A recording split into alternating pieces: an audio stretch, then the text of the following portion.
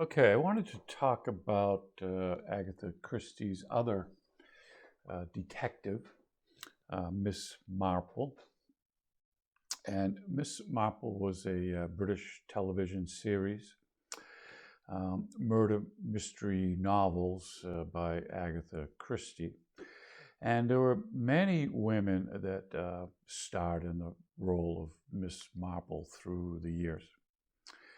It aired from 26th of December 1984 until 1992 on BBC. But America has a counterpart to BBC called PBS, which comes out of Boston. And they bought the rights to the Miss Marple series, and it was played here in America for a number of years and can still be found even today. So Agatha Christie had never been very happy with the film adaptations of her work. And according to her grandson, Matthew Pritchett, who handled her estate after her death, she didn't care much for the television series either. Joan Hickson, who played Miss Marple, says that the adaptations are mainly true to the original novels. She herself was 80 years old during most of the series production. Hickson also appeared in a stage adaptation of the novel Appointment with Death in 1946, after which Christie sent Hickson a note that read, "I hope one day you will play my dear Miss Marple," which she did many, many years later. So the regular characters in the story, there are two semi-regular characters. The first is an inspector who later becomes a superintendent, and his name is Slack, and he's played by David Horowitz. And the second is a constable who later becomes a sergeant, and his name is Lake. He was played by Ian Brimble. And they are the official detectives, and both, particularly Stack, originally dislike and are exasperated by Miss Marple. She is interfering with her methods, but they eventually come to respect. And in the case of Constable Like, they actually begin to like her at the end. Inspector Superintendent Slack is the senior officer in charge of many cases, and he is described as a man who has never striven more to contradict his name. A little joke there. Miss Marple describes him as having the same personality as that of a diesel engine, most unappealing but very efficient. When Slack first meets Miss Marple, her strange personality and quirky methods cause him to think she was batty, meaning crazy, and thus took no notice of her. Slack especially disliked the fact that his superiors think highly of Miss Marple and consult her for advice. And eventually, in the end, he does the same. Usually, Slack passes over Miss Marple's beliefs and dislikes her interfering, although he later comes to value her advice. In his final appearance, it is revealed that Slack has been promoted to superintendent, and appears to have grown wiser, even telling an officer to consult Miss Marple.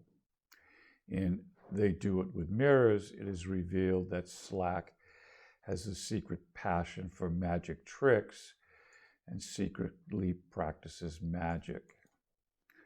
Constable Sergeant Lake is Slack's colleague and often works with him.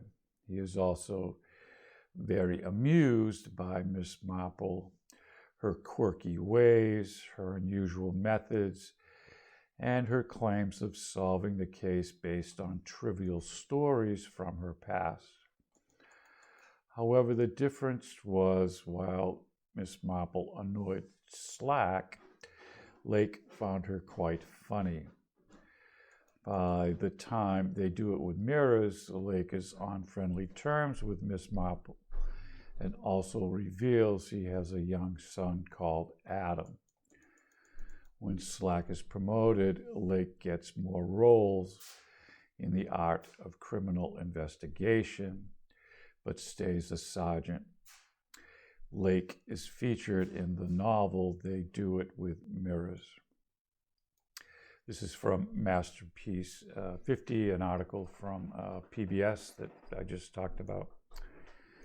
With a gentle smile and probing mind, Agatha Christie's Miss Marple often finds herself at the center of trouble, a witness to betrayals, poisonings, and all manner of mayhem. Knitting needles in hand and a cup of tea always at the ready, Marple quietly earns confidence while uncovering secrets and exposing killers. Miss Marple solves difficult crimes because of her shrewd intelligence, and St. Mary Mead over her lifetime. St. Mary Mead is the small village where most of these crimes take place. And this small little town has given her seemingly infinite examples of the negative side of human nature. Crimes always remind her of a parallel incident. Although acquaintances may be bored by analogies that often lead her into a deeper realization about the true nature of a crime, she also has a remarkable ability to latch onto a casual comment and connect it to the case at hand. In several stories, she is able to rely on her acquaintances with Sir Henry Cleathering, a retired commissioner of the Metropolitan Police, for official information when it's required. In the Miss Marple novels, Marple typically solves the crimes through seeing analogies between the current events and suspect and the crimes and people she had encountered earlier in life. She had many encounters with the negative side of human nature and recognizes familiar patterns in the people around her. While Miss Marple's novels rarely offer background information on Jane Marple, she is mentioned to be from a well-to-do family of gentlemen and to have her own estate without ever working for a living. When in need of financial assistance, she relies on her nephew, Raymond West, a successful author. Miss Marple lives in the fictional village of St. Mary Mead. The village was introduced in Dame Agatha Christie's novel, The Mystery of the Blue Train, in 1928, which does not feature Marple. It was the home village of Catherine Gray, the novel's female co-protagonist. Agatha Christie published 12 Marple novels and 20 Marple short stories. So let's take a look at a couple of videos from Miss Marple, Agatha Christie. One is a trailer, and one is an interview with Julia McKinsey, who is the latest Miss Marple on the BBC PBS television series.